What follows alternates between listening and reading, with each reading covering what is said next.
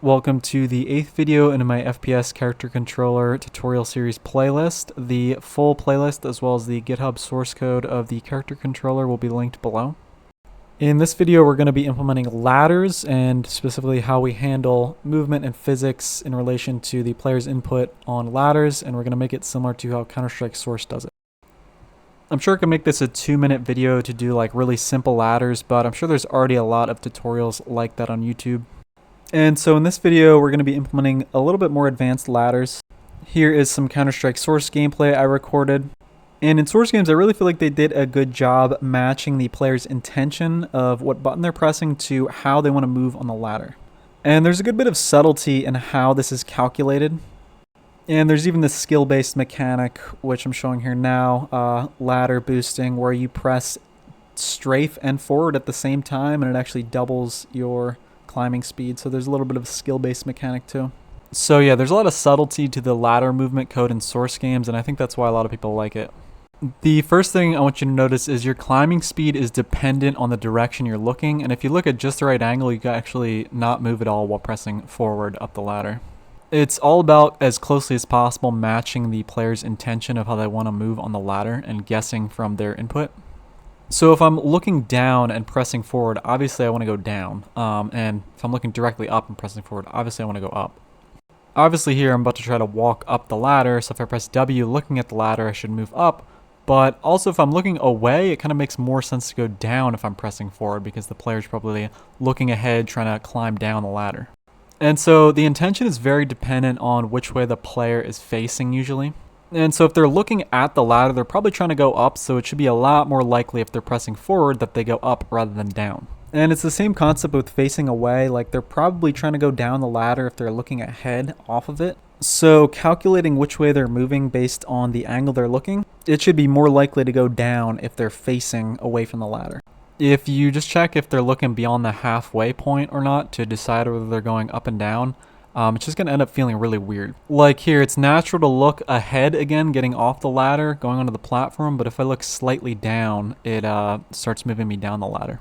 Here, taking the player's looking direction into account, I'm facing the ladder, so even if I'm looking slightly down, I still go up, and I can control my speed if I start looking down, but even if I look a little bit down, I'm still going to be going up the ladder, because that's more matches the player's intention, I think.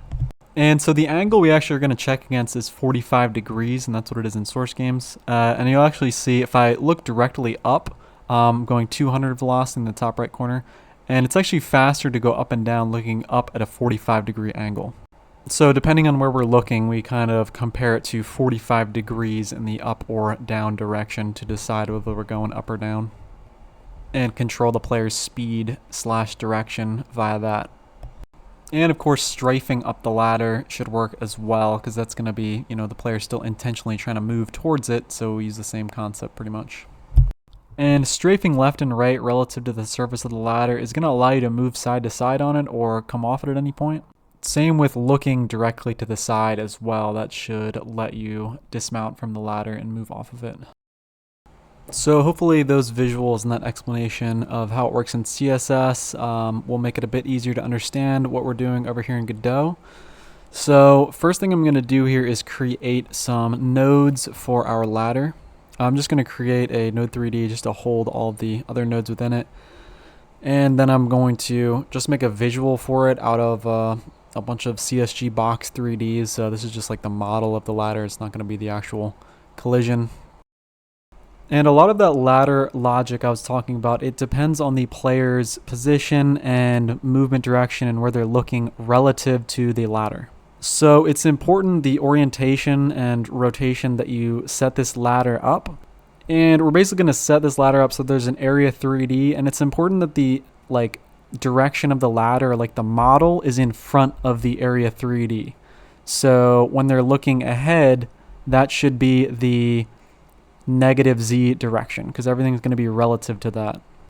So you can see on those like the axis gizmos, we have the red one for X, green, which I'm moving right now, for Y, and then the blue is for Z. It's pointing out in the positive Z direction. You need to have like the center of the area 3D pointing towards the positive Z direction, so the ladder is opposite of it, negative. Hopefully that makes sense. I'm going to include this ladder I made as a scene in the description. So you'll be able to see how I have mine set up if this explanation didn't make sense. So you can download that to follow along with the tutorial and to just get started here. And now I'm going to add an area 3D to my ladder. And like I said, I'm going to have it offset in like the positive Z direction from the model. And you'll notice I'm comparing it with my character controller here. You need to have the center of the area 3D. The player's going to like mount in the center of the area 3D or like whatever the position it's at. So you need to position the area 3D so the player has enough room to climb up it. So when they attach to the area 3D, they're going to be able to slide up, but they won't get stuck in the ladder or anything. It's also important they're not too far away from the ladder, which makes climbing on top of the platform really difficult. So pretty close to the ladder, but not too close to where they get stuck in it. It's possible you might have to adjust the area 3D if your character body is a bit different than mine. And then next, I'm going to add a collision shape to the area 3D, and this is just like whenever the player's colliding with this or whenever they're in this area, they'll be able to freely move up and down the ladder. So I'm going to give my area 3D collision shape the same X and Y size as my ladder, and I'll position it so it's flush with the ladder. And the Z size, or how much it's protruding out of the ladder, it's important that it's not too thin, because if it's too thin, the player won't be able to catch onto it, or it'll be difficult to catch onto it, and it's going to be glitchy trying to mount and unmount the ladder. Or if it's really thin, they might not be able to catch onto it at all if it's like more than the margin they are positioned slightly off of the ladder. If it's a little too wide, it'll be fine, because we're going to compare their Z position and make sure they're not too far from the climbing snap pose.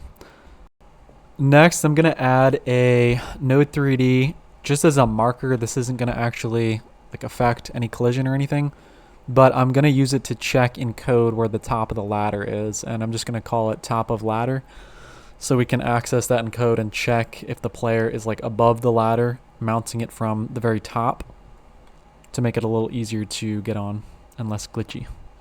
And then I'm just going to add a static body 3D to the ladder to wrap around and encompass the actual model of it, just to make that like an actual collidable part. And then for the area 3D, I'm going to rename it. Actually, it doesn't matter if you rename it like mine, but it is important if you add it to the ladder underscore area 3D group, and that's going to be how we detect what is a climbable area. And remember how I said everything has to be relative to the negative Z direction? I actually messed mine up. I had my ladder rotated 90 degrees incorrectly, and same with my area 3D. It was like rotated wrong. So I'm rotating everything back here. The area 3D has to be not rotated at all and in the positive Z. So it should be the position like mine's in the X direction now because it was rotated. So it should be positive Z away from the ladder, so that when you're looking towards the ladder model, that's in the negative Z direction relative to where the area is. Hopefully that makes sense, because everything is dependent on where the player is and where the player is looking and moving relative to the ladder. And after that, everything is all done and we're ready to get onto the code. And remember, I'll have this ladder scene in the description if you just want to download it and copy it, especially if you just want to test this out and make sure you have a working version first. Then you can modify it or try making your own ladder scene after you are sure you already have everything working. We are going to make heavy use of the transform inverse for the ladder movement code. Because we're interested in the player's position and movement direction relative to the ladder, we can use the transform.inverse to go from global space or velocity or direction relative to any other node. In this case, it's going to be our ladder. This is from my transform video, link in description, and if we multiply the player 2's transform.inverse by the point's global position, that is going to give the point's position relative to player 2, or the same result as if you would reparent the node but leave it in the same spot. Multiplying by a regular transform usually lets us go from local to global, and the inverse makes us go from global to local. So starting on the code now, I'm going to go to my character body 3D's script, and I'm going to define a new variable at the top, climb speed, to define how fast we move up and down on the ladder. And then how I'm going to call it in my physics process, I'm going to create a new function for the ladder handling. You'll notice how I have it set up now. I have it broken out into these different cases, like for no clip, water physics, and then if we're not in the water, then we go either on floor or regular air physics. And I'm going to handle it much the same way here. So I'm breaking out mine next to my no clip. So if we're not in no clip mode and we're not in ladder movement mode, then only then do we go onto all the rest of the potential movement code. Your code might be a little bit different, but hopefully you can adapt the same idea. Basically, we're just going to have a function that if we're on the ladder, this is going to return true, and then you know not to run any of the standard like ground or air movement code because we're going to handle that within the ladder physics function. So hopefully you can adapt that to your own code if it's any different than mine, and we're passing it the delta parameter. And now we can go define that function. So let's go define this handle ladder physics function. I'm going to put mine above all of my other handle functions. The last one I defined here, I think, was the water physics one. So I'm going to put my code for handling ladder physics right above that.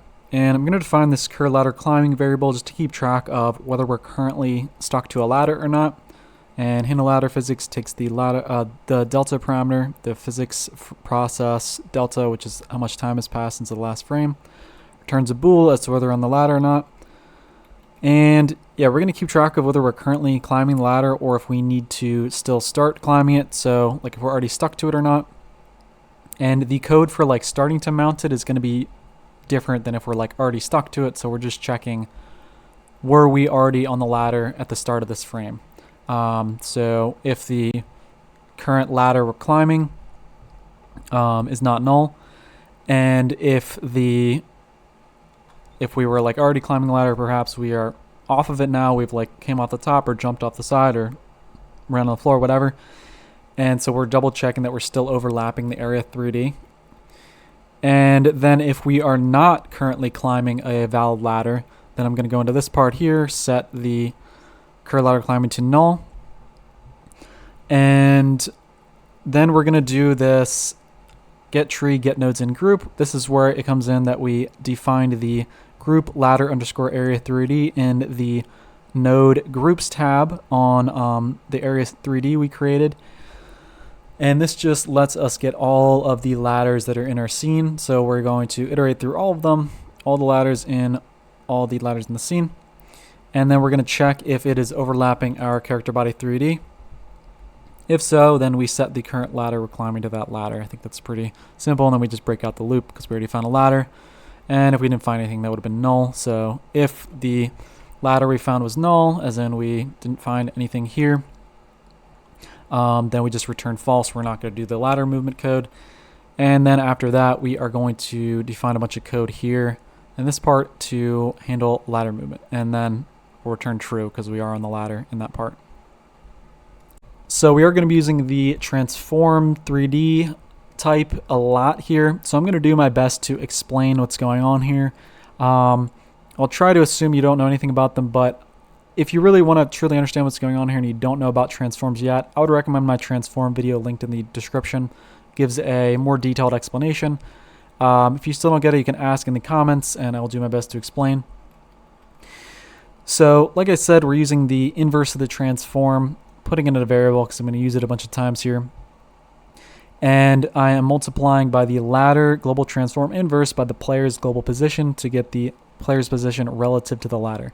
Why is it affine inverse rather than regular inverse? Affine inverse works with scale. Your ladder shouldn't really be scaled anyway, but it's a habit of mine to do it because affine inverse works with all rotation, scale, and position, but regular inverse doesn't invert scale. So that's what that is.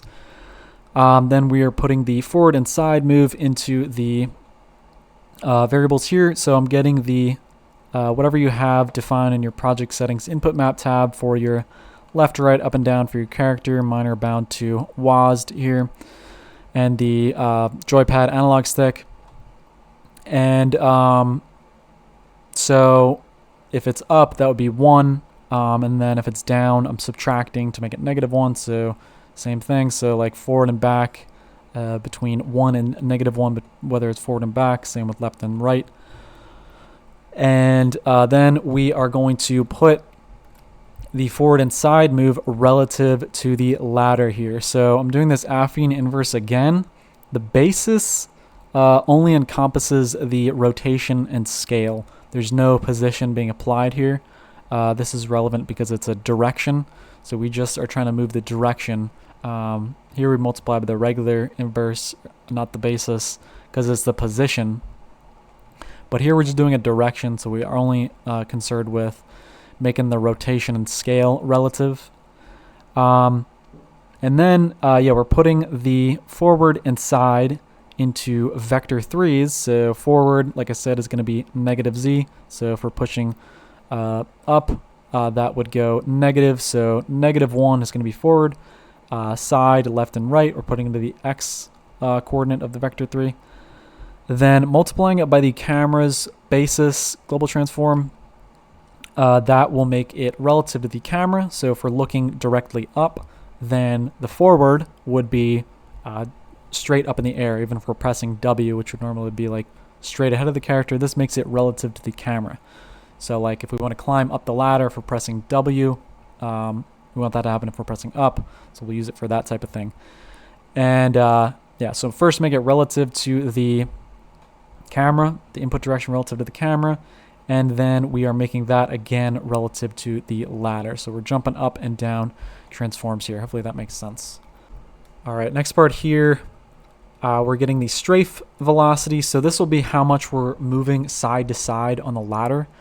And remember, we can move side to side by pressing really any button depending on which direction we're looking in. So if we're pressing W but looking to the side, this forward move would have been made relative to the ladder. So we'll just check how much of the forward move is in the X direction. And same with the side move. They're both relative to the surface of the ladder and where we're looking now. So we just take the X component of both and add them up, and then multiply them by the climb speed. And that just gives us how much we're moving side to side on the ladder. I think that part's pretty simple.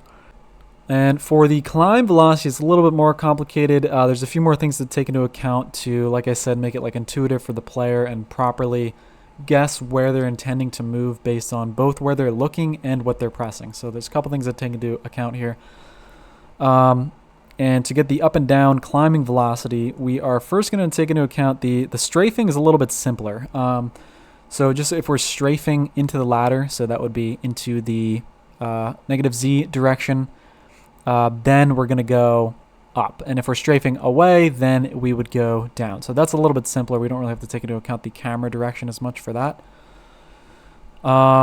And I make this negative because I think honestly I just did trial and error. When you're dealing with this many transforms hopping up and down, I mean, I think some of this was just trial and error. This gets pretty confusing, like flip-flopping negatives. But in general, hopefully you get the idea of, we're generally moving from local or global space to relative to the ladder and moving back and forth using transforms. The important part is you get that intuitive concept of what we're doing. So local, we want everything local relative to the ladder. That's how we should determine how the player wants to move. So if we're strafing up the ladder, or if we're strafing into the ladder, then we go up. If we're strafing away, then we go down. And this next part here, it has to do with that thing I showed in the beginning with that 45-degree angle. We're biasing it towards the direction they're looking, assuming if they're looking towards the ladder, they want to go up, and if they're looking away, they want to go down. Usually that seems to be the player's intention, or it feels natural and intuitive to me, at least. So we're getting this cam forward amount, and we are doing the dot product of the basis.z, so whatever the forward-looking direction of the camera, that's going to be a vector 3 pointing directly out of the camera. That's what basis.z is.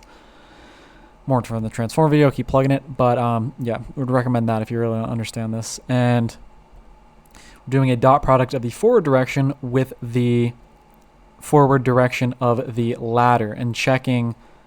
This is basically going to give us a measure of how close to forward. In this case, it's going to be how close to pointing directly away from the ladder it's going to be.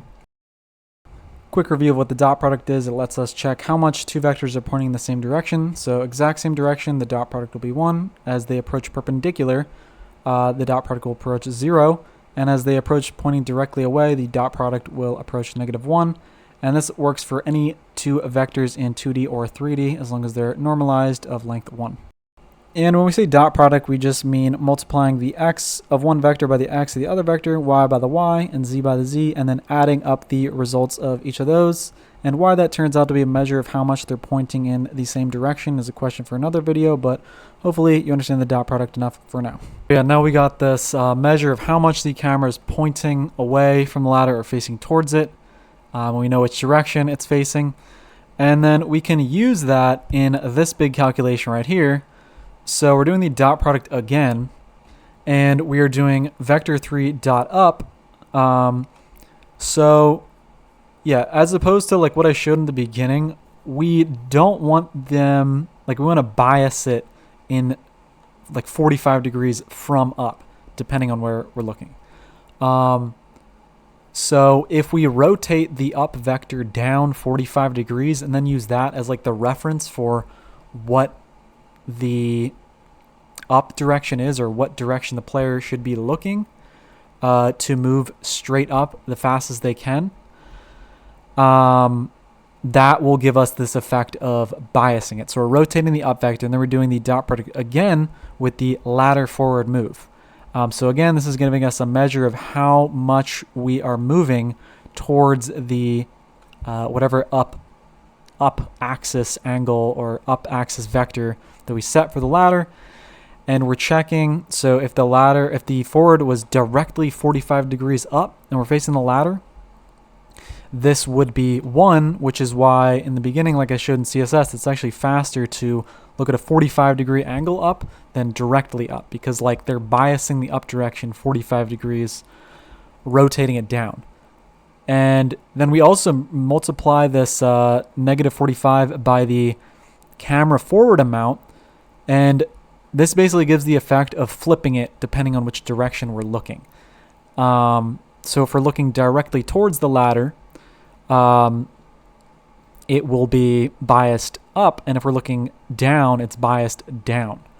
So hopefully that makes sense. We're mixing up a lot of stuff here. I know there's probably one dude watching this who has never used the dot product or transforms as much as this before, but hopefully I can at least give you some understanding of the knowledge. I mean, everybody started somewhere learning stuff. If you can glean some intuition behind this and you continue using it and learning about it, you'll eventually build a further understanding of it. And a lot of people use this stuff like their whole lives, really. I mean, like, not everybody understands deeply what matrices and transforms, and like there's just, if you go really deep on even the dot product, I mean, that gets very complicated very quickly, like linear algebra stuff. So it's fine if you don't understand absolutely everything. If you at least understand its application and that's good enough for you, that's absolutely fine. So yeah, and then this gives us like how much we are moving forward into this biased up direction. And then we add the climb speed times how much we want to move in the up direction to the ladder climb velocity. So we're taking into account how much we're strafing to the ladder and also how much we're moving towards that up direction. And then what we can do here is just so we're hopping back up into global space, because both of these we have the ladder climb velocity and ladder strafe velocity, and these are both relative to the ladder currently. So if we multiply it by the transform.basis, this makes the direction relative to the world, and the physics engine does everything in global coordinates relative to the world. So multiply the velocities back into global space, and we got the player's velocity moving up or down the ladder then.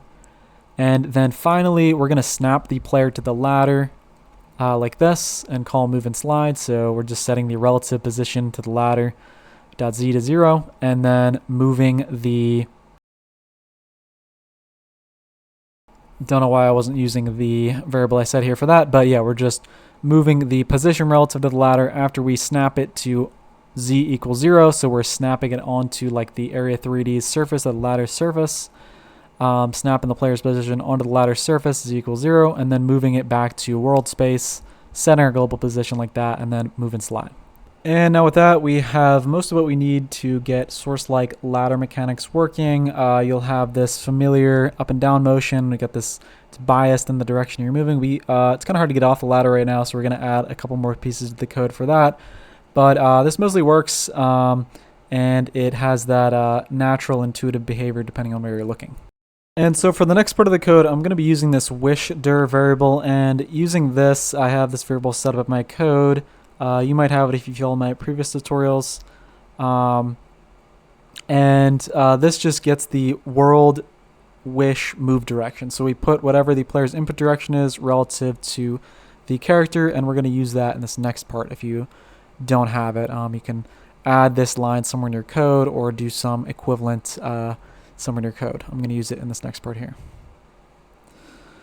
So I'm going to go back into the ladder physics function here, and I'm going to add a couple parts to make it get easier to get on and off the ladder, make it a bit less glitchy and things relating to that. So I'm going to first define this variable should dismount, and we're going to use this to see if they're already on the ladder and they want to get off, or if they haven't yet mounted the ladder and then like this is the first frame that we're on it. We're going to check a few things to see if they really seem like they want to climb up the ladder based on their input. So yeah, obvious one is if the player is already on the floor and they're at the bottom of the ladder and they're trying to climb down it in any way, then we definitely should dismount them in that case. And then if we're dismounting them, just setting the current ladder we're climbing to null and then returning false. And then, yeah, we got some code to add to prevent them from sticking to the top of the ladder and only begin climbing if they're like really moving towards it based on that wish direction. So if they are not climbing the ladder, or if they not was climbing ladder, so if they were not climbing the ladder at the start, so this is the first frame that they're in the area 3D, then we will do some checks here to make sure we actually want them to begin climbing the ladder. So we'll have this mounting from top. So if the player's position is greater than that top of the ladder node, the relative y position is greater than its relative y within the area 3D, then we know they're getting on from the very top of the ladder. And in that case, we want to make sure that they can get off of the ladder. So if they're trying to leave the ladder, we are going to definitely dismount them. So even if they like clip on the very bottom of the area 3D for whatever reason, but they're definitely trying to move away and they're already out of this top of the ladder thing, we don't want to put them back on the ladder necessarily. So that's what that does. Otherwise though, if they're not mounting from top, then they're probably falling through the air, and we don't want to just stick them to the ladder always, because like they might be trying to like move away from the ladder. And this will also get called if they're on the floor. So like we only want them to like start climbing the ladder in any way if they're not on it yet, if they're like intentionally pushing towards it with their movement direction. So yeah, we're taking the wish direction and making it relative to the ladder's transform with this affine inverse basis. And if they are moving away, or if they're not moving intentionally directly towards in the z direction, which is negative z is forward, remember, in the ladder's relative transform, then yeah, we're going to dismount them if they are not moving towards it intentionally. So hopefully that makes sense. And this part right here is somewhat important. This is going to stop any jitter, and you're only going to mount the ladder on the area 3D if you're like basically on the surface already of where you're mounting to. This is going to stop jittering, and it's going to make it easier to get off as well. So like if you just like clip on the very edge of the area 3D, it's not necessarily going to pull you in and snap you to the ladder. Like you have to be like on the ladder essentially, or like within this margin of actually of like the area or like the axis where you climb it.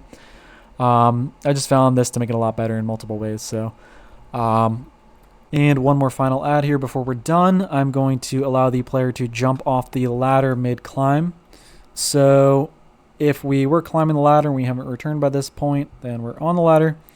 And if the player has pressed the jump keybind, I'm going to set their velocity to the global transform.basis.z, which is pointing out of the ladder this way. multiplied by the jump velocity times 1.5. So we're just jumping them in the direction of away from the ladder times, I think my jump velocity is like 7, so this would be like 10.5 or so. So 10.5 times the basis.z. And then we just set the current ladder they're climbing to null and return false, and we are all done. We have source-like ladder movement. One more optional add, I'm not going to add it in mine, but you can turn off ladder boosting if you want. You just limit the max climb speed by setting the velocity.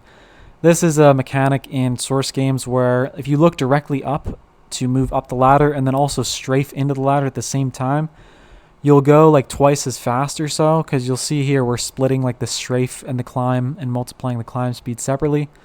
So if they're both like 100% of the climb speed, it will go twice as fast essentially. And I think a lot of people like that mechanic and want it in probably, so I'm going to leave it in mine. It's kind of fun. It's like a skill-based kind of timing thing, so you can optionally add that in or remove that in yours by limiting the max climb velocity. And there you go. Now you got Source-like ladders working. This is going to feel very familiar to you if you've ever played a Source game with ladders in it, like Counter-Strike Source. I think I've done a pretty good job in capturing the physics in that and using similar logic to move the player, which I think is really good. I think it does a good job at like kind of guessing which way intuitively you want to move by which buttons you're pressing. And here is some ladder boosting. I'm going to move forward with W and then also strafe into the ladder, and then my climb speed gets doubled. And then it works the other way too. Here I'm pressing S to move up the ladder backwards and then strafing into it, same thing. I haven't really played a lot of high skill CSS or CSGO where this mechanic would actually come into play, but it's kind of cool to know you can go up ladders slightly faster with this. I guess there's like a skill-based thing of like the timing of like you don't want to overshoot it and like get air time and like take fall damage or like be vulnerable to get shot in the air or something. I don't know if you know the deets on jump boosting. Let me know below. Be curious to know. But yeah, there was part 8 of my Sourcelike FPS character controller tutorial. And yeah, ladders are done, and now we've got quite a lot of Sourcelike mechanics here going. Got the B-hop in, we got surfing in, and we've got a good bit of functionality built up on this character controller. Hopefully you've been enjoying this series so far, if you've been following it. As a reminder, the GitHub source code link and the project is all in the description for free to use under the CC0 public domain license. And yeah, future plans for this, I intend to keep building it out, but I'm probably, this is going to be taking a break after this video and working on my Simple Dungeons add-on instead, which is a procedural 3D dungeon generation add-on I've been working on. So yeah, I'm going to take a break from the character controller portion of what I've been doing and work on that, because a lot of people like that. I got positive feedback, so going to do that for a bit, add some features, fix some bugs and stuff, and then probably make some more videos on the topic of this character controller, add some more features to it. We still have the default capsule. I want to start adding in some models. I want to get some actual weapons going, and yeah, that is my future plans.